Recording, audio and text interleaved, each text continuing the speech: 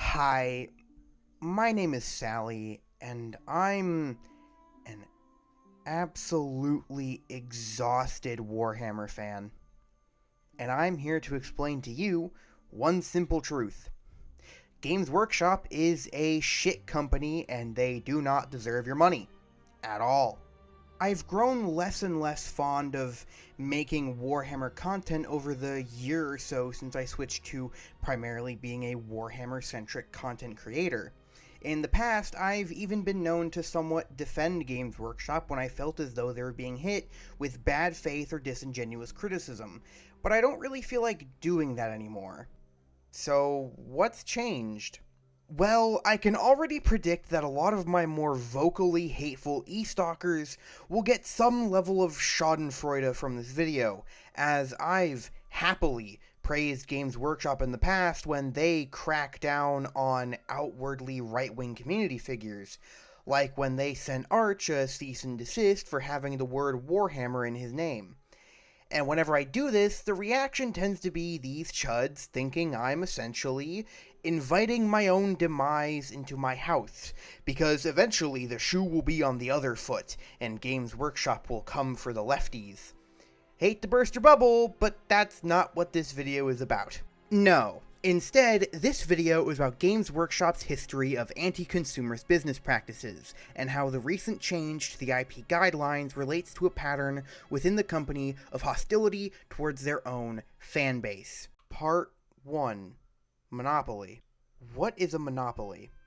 Well, according to the dictionary definition of the word, it is the exclusive possession or control over the supply or trade of a commodity or service. Using this definition, I think Games Workshop could very easily be seen as a monopoly of the tabletop wargaming industry. And I want to explain what I mean using a hypothetical example. Let's say you're new to the wargaming hobby, or want to get into it. Where would you start? Well, unless you already have a friend who's into something like Battletech, it's probably going to be Warhammer. Walk into your friendly local, non-Games Workshop game store, and if you go to their miniature wargaming section, you'd be forgiven for thinking you'd have been transported through some kind of wormhole into a friggin' Games Workshop store. Now, of course, there are indie or lesser-known wargames out there like Frostgrave, or even big-name titles like the A Song of Ice and Fire tabletop wargame. So this isn't a monopoly in the sense that yes, there are indeed other companies making wargames, but something that in economics would be described as a de facto monopoly or natural monopoly, a type of monopoly not bred out of strict control of a commodity or service, but by a simple lack of viable competition. No small indie company is ever going to be able to match Games Workshop in output, scale, model quality, and marketing reach. And this is an issue that extends far past just tabletop wargaming. The tabletop games industry in general is pretty much just a duopoly because of the physical aspect of the merchandise. Wizards of the Coast controls both Magic the Gathering and Dungeons & Dragons, where Games Workshop controls Warhammer 40k, Fantasy Battles, and Age of Sigmar.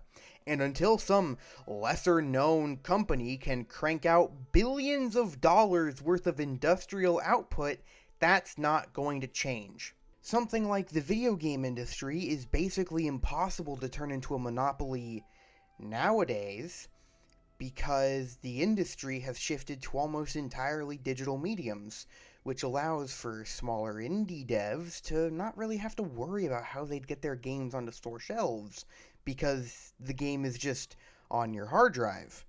However, before digital storefronts for games, the gaming industry was much the same way. Throughout the early to mid-80s, within the United States at least, it was Nintendo or nothing.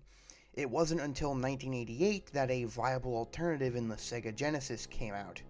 And right before the advent of digital storefronts on the PC with Steam, and with the release of the PS3, Xbox 360, and Wii, all the games you played probably came from a handful of publishers like EA or Activision. This state of affairs has only changed recently, and only because of a change in the medium by which video games are engaged with. Tabletop games, definitionally, aren't going digital. So the companies that dominate are the companies that already have the money to keep dominating, not the ones necessarily providing the best service. But hey, that's just capitalism, right? Part 2. Wait, what the fuck? I came here for a ranty video essay, not an economics class. Yeah, I know. Economics as a field of study kind of makes me cringe too, and I understand that was a lot of fairly dense economic theory to throw at you all at once, but that section just then is going to be referenced constantly throughout the rest of this video essay, so it was important to get that out of the way first.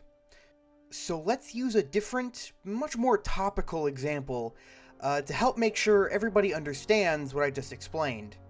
World of Warcraft came out in 2004, and basically right out the gate destroyed any competition it had at the time. The Warcraft universe was a beloved RTS franchise, and Blizzard was incredibly well respected at the time.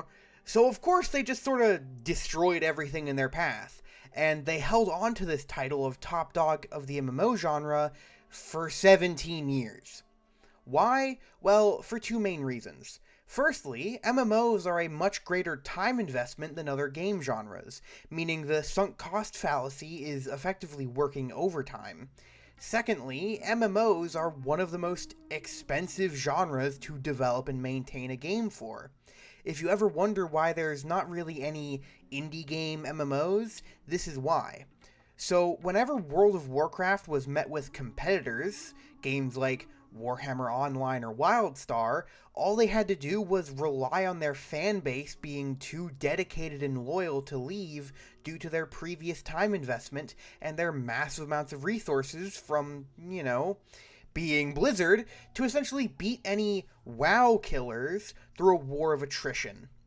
They didn't need to make their product better, so they didn't. They had a de facto monopoly on the MMO genre because nobody else had the pre-established audience or resources to compete with World of Warcraft directly, which is why World of Warcraft has spent the better part of 2 decades picking supposed WoW killers from between its teeth, while the game's only gotten worse over that span of time. Do you see what I'm doing here? See, it's really clever because Part 3. International shipping.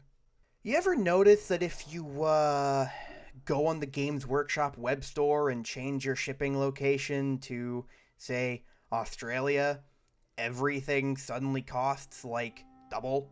That's not just a currency exchange rate thing. I checked. The cost of a Primaris Intercessors box, if you buy it from the Games Workshop online store in the United States, is $60 US. $60 US in Australian dollars is $81.58. But if you go on the Games Workshop store and list your location as being in Australia, the Primaris Space Marines box is 98 Australian dollars, not 81.58 Australian dollars. Why is that?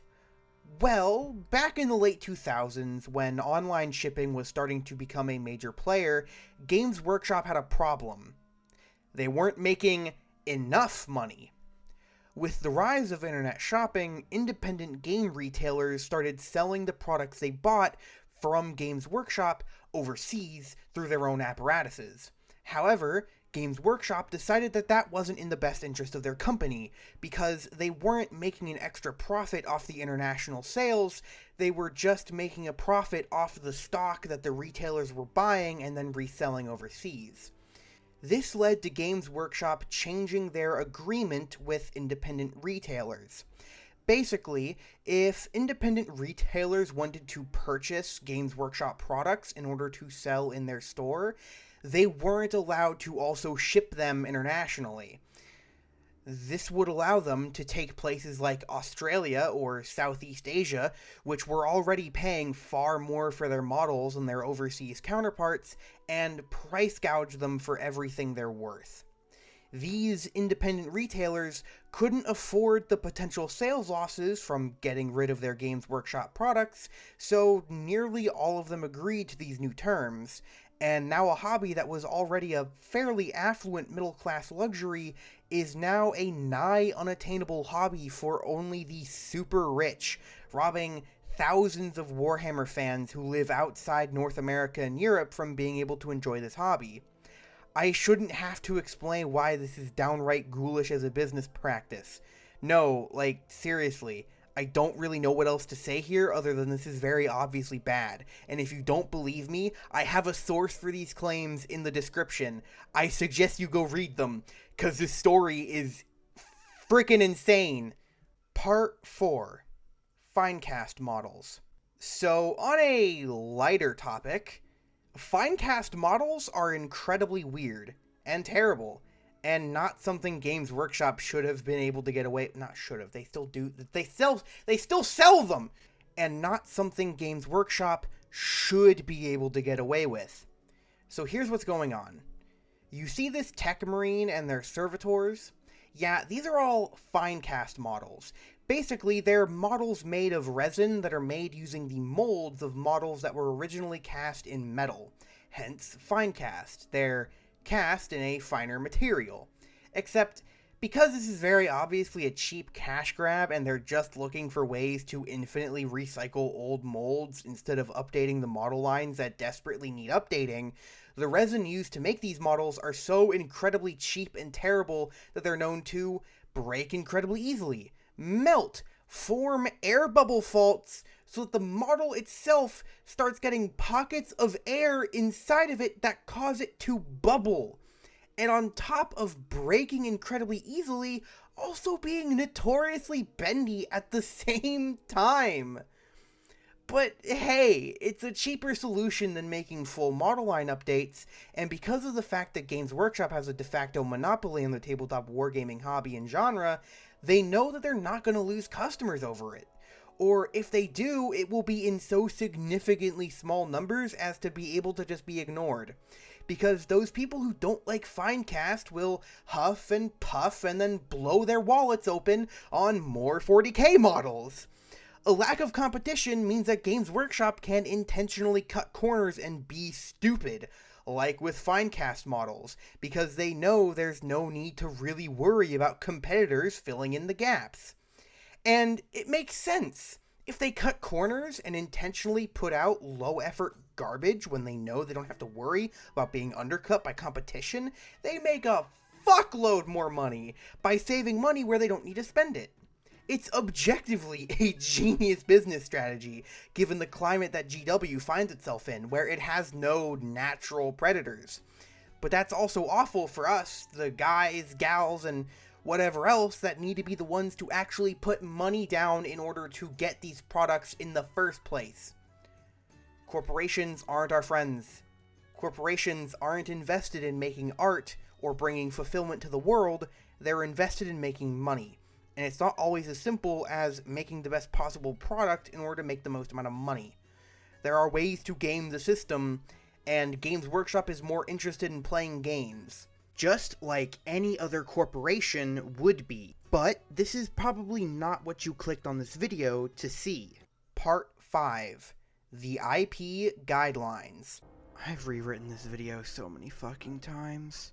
When I first wrote this section of the video, it was July 29th, and a few days prior, the IP guidelines changes went live. There were several IP guidelines changes, but the one that's primarily got people riled up is their new addition to the zero tolerance policy, which now includes fan films and animations. Now, the reason I've rewritten this section multiple times is because I like having the addition of hindsight. It's now the 19th of August. This video is set to go live tomorrow, and I'm making some final rewrites just under the buzzer. It's been almost a month now since this all went down, and a few days after, on the 29th in fact, Alphabusa announced that if the Emperor had a text-to-speech device, one of the most popular and long-running 40k fan projects in the world, was being shut down as a result of these new IP guidelines. Now, it must be said, GW did not actively send a cease and desist to Alphabusa or anyone.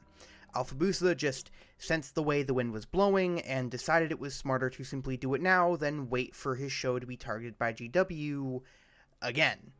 Because, as is well known, TTS was the victim of a ton of frivolous DMCA takedowns and legal threats from GW pretty much since it started. However, what if I told you this also wasn't new behavior from Games Workshop? The name Spots the Space Marine remains in the mind of anybody seeking to create fan content in the 40k universe. A comedy ebook put up on Amazon, it was written by one MCA Hogarth, and starred a veteran forced to come out of retirement when a race of alien crabs invades humanity. This retired veteran was nicknamed Spots, hence the name Spots the Space Marine. It's clearly a sorta tongue-in-cheek parody of stuff like Halo or Starship Troopers.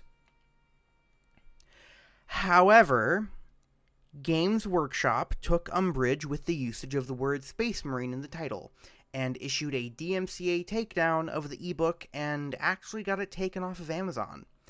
Needless to say, Games Workshop did not invent the term Space Marine. It actually dates back to sci-fi written in the mid-20th century. So when MCA Hogarth contested the copyright claim, GW's claim was dropped and the book was reinstated on Amazon. Similar situations have happened with custom mini-sellers like Chapter House Studios that used many of the actual names of the factions and races of both Warhammer Fantasy and 40k. And apparently GW hadn't learned their lesson because they slammed Chapter House with a claim of copyright infringement. It was taken to court and ruled that you can't own the words Eldar or Orc either. This is most probably, in my mind at least, what spurred on the massive renamings everything received in the years 2015 to 2016, while 8th edition 40k and 1st edition Age of Sigmar were coming out. Instead of dwarfs, they're Dwarden. Instead of orcs, they're Oryx. And instead of goblins, they're Gloomspite Gits, so on and so forth, with anything Games Workshop couldn't come up with a new name for being shoved into the cities of Sigmar.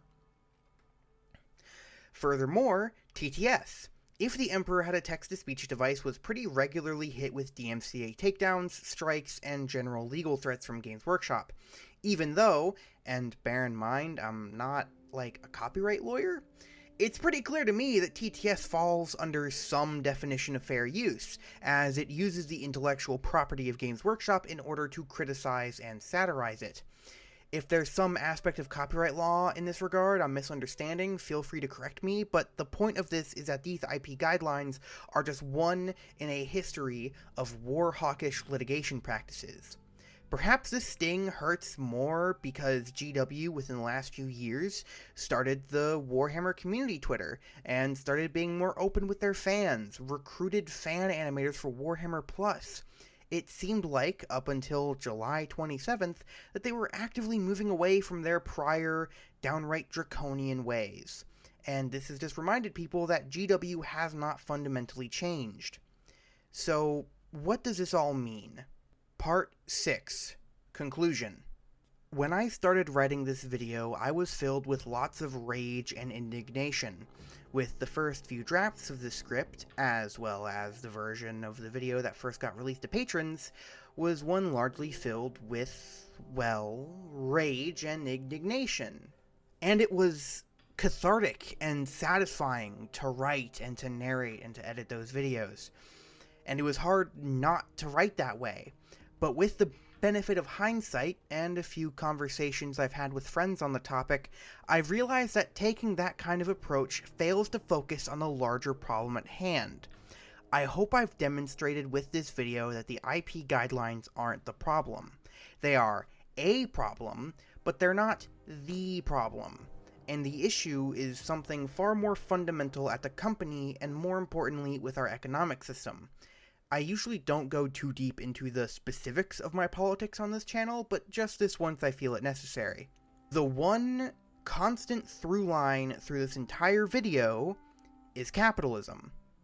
Games Workshop doesn't exist in a vacuum. Its problems aren't just its problems alone. They are reflective on the core issues laden with the current status quo. I mean, at this point, what industry isn't run by either a duopoly or a monopoly? Soda, you got Coca-Cola and Pepsi. Movies, you got Disney and Disney. Universal too, I guess, but mostly Disney. The music industry has always been controlled by a group of around 4 to 5 different record labels, and it's been that way for a very long time. I could keep going, but the point is clear. Free markets, without a form of intervention, trend toward monopolies naturally, as resources gradually accrue into the hands of fewer and fewer people. Call that shit trickle-up economics or whatever the fuck, but what it does is create the immense wealth inequality, wage stagnation, and ultimately the predation of the lower classes by the higher classes. So, what can we even do to fix the issues at Games Workshop? Just don't give Games Workshop your money. I know I was flippant about alternatives to GW in the first part of this video, but honestly, there are viable alternatives to playing Games Workshop games and buying their models. Mantic Games has beautiful model lines. Snipe and Wib recently did an objective model review of the Forge Fathers, an army from Mantic Games. But they also have a lot of other games, and within those games, they also have a lot of other model lines. In terms of games themselves, I really love the stuff put out by One Page Rules. It's what me and my friends have been playing. Their rules are short, sweet, still maintain lots of tactical and strategic depth, and most importantly, are model agnostic. So if you don't want your 40k armies collecting dust, you may want to try and run a few games of Grimdark Future, or Age of Fantasy if you have a bunch of Fantasy Battles / Age of Sigmar stuff lying around. You individually may not be able to fix the whole capitalism problem, but what you can do is choose what media you consume and support indie or more obscure war games or other tabletop RPGs. Play fucking Battletech. I mean, it's not exactly indie, but it's certainly smaller than Warhammer. And I mean, hey, it's fucking mechs and shit. We can choose to not go see a Disney movie and instead see something indie. Just like we have the option to go play Grimdark Future instead of 40k 9th edition. It won't fix Games Workshop, but maybe it's time we support something better than Games Workshop. Or, hell, maybe we can even find ways to enjoy our love of Warhammer without giving Games Workshop our money. A lot of the things I said in my video Warhammer in Quarantine apply here, as many of them, by nature of the situation, involved not giving Games Workshop a single dollar. Play the TTRPGs, which you can mostly get for free through means I'm not allowed to endorse. Honestly, I never gave Games Workshop all that much money. Certainly not as much as some other people in the hobby have, mostly through the necessity of how little money I have to begin with. But I've found ways to love Warhammer and to express my love for Warhammer for a good chunk of my life now, in ways that often don't see Games Workshop making a cent. And we're not going to elaborate any further on that. Thanks for watching this video. I haven't done the Patreon readouts in over half a year, so let's do that now. A special thanks to Vaneus, Celeste, Hobbyist Girl, and an anonymous donor for helping me afford my new microphone and audio interface. This video's audio was silky smooth because of them. And of course, thank you to Jamie Harris, Cassie Fox, Shopping Cart, Paul Camagliano, Randon Pearson, and Serena J. Fleming, my $1 patrons, with an extra special thanks to Lucifer King, currently the only $15 patron. If you'd like to join us on our private patron-only Discord server, get early access to my video essays, or even select the topic of a video, go down into the description and check out my Patreon. I couldn't do this without the support from them. Thank you, and I'll see you next time.